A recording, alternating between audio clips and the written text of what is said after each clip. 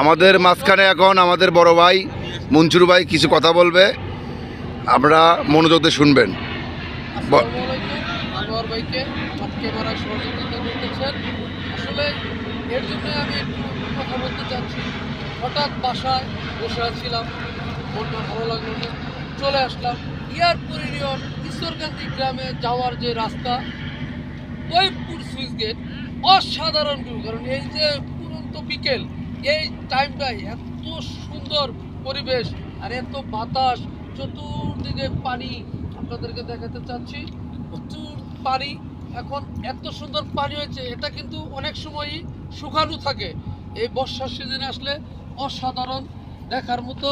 এবং এই যে আপনারা এই যে আমার হাতের বাম পাশে দেখতেই পাচ্ছেন, অসাধারণ হয়ে গেছে। কারণ যদি এখানে আমরা 5 জন 10 জন বন্ধু বান্ধব একসাথে এসে যদি কোনো বিনোদন করা যায়, তাহলে এত আনন্দ হবে আর এত আনন্দ ভোগ করতে পারবেন, সেটা আসলেই আমি নিজে বলে শেষ করতে পারবো না।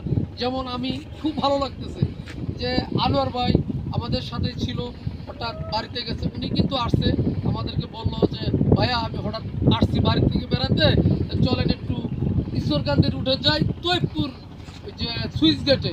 অসাধারণ ভিউ দেখতেই পাচ্ছেন, অসাধারণ। আসলে কারো যদি ভালো লাগে চলে আসেন সুইচ গেট ঈশ্বরকান্দি গ্রামে, এখানে আসলেই মনটা চাঙ্গা হয়ে যাবে। ধন্যবাদ সকলকেই, ভালো থাকবেন, সুস্থ থাকবেন। আমি সকলকে আসার জন্য অনুরোধ করলাম। ভালো একটা পরিবেশ, আসা বেরিয়ে যাবেন, বিনোদন করে যাবেন। ধন্যবাদ আনোয়ার ভাইকে।